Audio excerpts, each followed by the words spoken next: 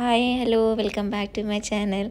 నా కొడుకు నేను హాయ్ చెప్తున్నానని ఇట్లా చూస్తుండే, వాడు కూడా యాక్చువల్లీ నన్ను చూసి రోజు ఇంటికి పోగానే హాయ్ అని ఒక ఎక్స్ప్రెషన్ అయితే ఇస్తాడు.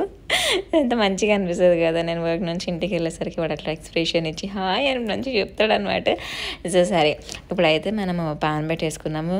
పాన్ పెట్టుకున్న దాంట్లో ఆయిల్ వేసుకుందాం. ఆయిల్ కొంచెం సేపు అయితే హీట్ అవ్వాలి. అనుకుంటున్నారా అసలు ఏం చేస్తుంది, ఫస్ట్ ఏం చెప్పకుండానే ఆయిల్ వేసుకోవాలి అనుకుంటున్నారా? చెప్తా ఆగండి. సో ఇప్పుడైతే పసుపు వేసుకున్నాం. పసుపు కొంచెం సేపు వేగిన తర్వాత దాంట్లో కొంచెం కారం వేసుకోవాలి.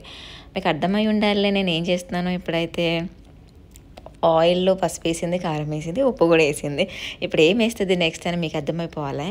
సో ఇప్పుడైతే దాన్ని మంచిగా వేయగనియాలి. కొంచెం సేపు సిమ్లోనే పెట్టుకోవాలి. ఎప్పుడైతే ఎగ్స్ వేసేసిన ఆల్రెడీ ఉడకబెట్టి పక్కన పెట్టుకుని ఎగ్స్ అయితే తీసి ఇప్పుడు దాంట్లో ఆయిల్లో ఫ్రై చేస్తా. సో మంచిగా ఫ్రై చేయాలి. ఎగ్స్ మంచిగా ఫ్రై చేస్తేనే బెటర్గా ఉంటుంది, అంటే మంచిగా ఉంటుంది. సో నేనేందంటే డైరెక్ట్గా వేస్తే పచ్చి పచ్చిగా ఉంటుంది కదా, నాకు అట్లా ఇష్టం అనిపించదు అని చెప్పేసి నేను ఏం చేసిన ఫస్ట్ ఎగ్ కర్రీ ఏదైనా చేస్తానంటే మాత్రం ఫ్రై ఫ్రై చేసి వేస్తా. సో ఆల్రెడీ చాప్ చేసి పెట్టుకున్నాం అయితే అక్కడ పక్కన పెట్టేసేసుకున్నా. సో సరే, ఇప్పుడైతే ఏంటి, ఇంకా బోనాల పండుగ అయితే వస్తుంది. ఆల్రెడీ సికింద్రాబాద్ బోనాలు అయితే అయిపోయినాయి మనకి. ఇప్పుడు హైదరాబాద్లో నెక్స్ట్ సండే బోనాలు ఉన్నాయి. సో నాకు బోనాల పండుగ అంటే చాలా ఇష్టం. మీలో ఎంతమందికి బోనాల పండుగ అంటే ఇష్టం, మీరు ఎట్లా సెలబ్రేట్ చేస్తారు అన్నీ కమెంట్ బాక్స్లో కమెంట్ చేయండి. యాక్చువల్లీ బోనాలు అంటేనే నాన్ వెజ్ అంటేనే బోనాలు. మేమైతే మటన్ చికెన్ అన్నీ చేసుకుంటాం ఆ రోజు. చాలా బాగా సెలబ్రేట్ చేసుకుంటాం. బోనాలు అంటే అంత ఇష్టం నాకైతే. ఫెస్టివల్ అన్నిటికంటే ఫేవరెట్ ఫెస్టివల్ ఏది అంటే మాత్రం బోనాలే. సో బాగా సెలబ్రేట్ చేసుకుంటాం మేము. ఎప్పుడైతే ఆయిల్ నుంచి ఎగ్స్ పక్కన పెట్టేసుకొని దాంట్లో గరం మసాలాలన్నీ వేసుకొని మంచిగా వేగినాక దాంట్లోనే పచ్చిమిర్చి ఉల్లిపాయలు అయితే వేసుకొని మంచిగా వేగనియండి. అవి ప్రాపర్గా వేగిన తర్వాత అల్లం వెల్లుల్లి పేస్ట్ అయితే వేయండి. సో ఇది యాక్చువల్లీ ఏంటంటే మనం ఆనియన్స్ చిన్నగానే కట్ చేసుకోవాలి, పెద్ద కట్ చేసుకోవద్దు. ఇది గ్రేవీ లాగా ఆటోమేటిక్ దీంట్లోనే గ్రేవీ లాగా వస్తుంది కాబట్టి చిన్నగా కట్ చేసుకుంటేనే మంచి టేస్ట్ అయితే వస్తుంది. సో కొంచెం సేపు అయితే మగ్గబెట్టి దాంట్లో ఉప్పు, కారం, పసుపు, గరం మసాలా, బ్లాక్ పెప్పర్ వేసి మంచిగా కలపాలి. అండ్ ఇంకా ధనియాల పౌడర్ కూడా యాడ్ చేసుకొని మంచిగా అయితే కలుపుకోవాలి. ఫస్ట్ కలుపుకొని దీంట్లోనే ఆల్రెడీ చాప్ చేసి పెట్టిన టమాటో అవుతుంది వేసేసుకుందాం. ఎందుకంటే కొంచెం వాటర్ లాగా ఉంటుంది, మరి డ్రైగా అనిపిస్తుంది కాబట్టి కొంచెం వాటర్ లాగా ఉంటుంది. టమాటో వేసేసుకొని కలుపుకోవాలి. కొంచెం సేపు మగ్గనిద్దాం. కొంచెం మగ్గిన తర్వాత దాంట్లోనే కొంచెం వాటర్ అయితే యాడ్ చేసుకోవాలి ఇప్పుడు.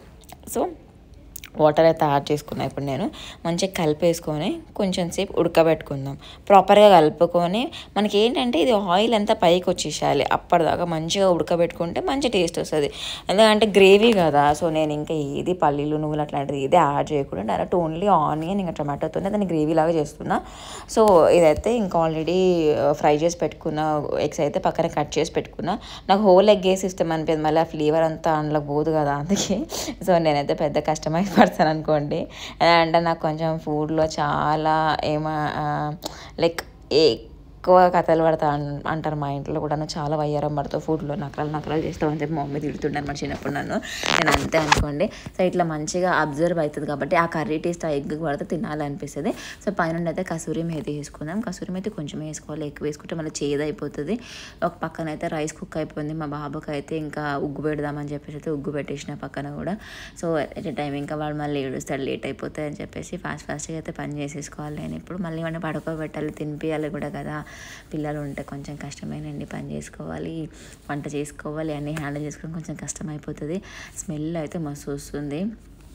అంటే మంచిగా గరం మసాలా ఫ్లేవర్ అదంతా తెలుస్తుంది కదా, చాలా మంచి స్మెల్ అయితే వస్తుంది. చూస్తున్నారు కదా, ఎగ్ కర్రీ అయితే రెడీ అయిపోయింది. ఇది చపాతీలాగా తినొచ్చు, లేదు అంటే రైస్లకు కూడా తినొచ్చు. సరే ఇప్పుడైతే టేస్ట్ చేసి చెప్పేస్తే ఎట్లా ఉందో చూసేద్దాం. చాలా మంచిగా ఉంది టేస్ట్ అయితే. మీరు కూడా మీ ఇంట్లో ట్రై చేయండి. మరిన్ని ఇలాంటి వీడియోస్ కోసం అయితే నా ఛానల్ని సబ్స్క్రైబ్ చేసుకోండి.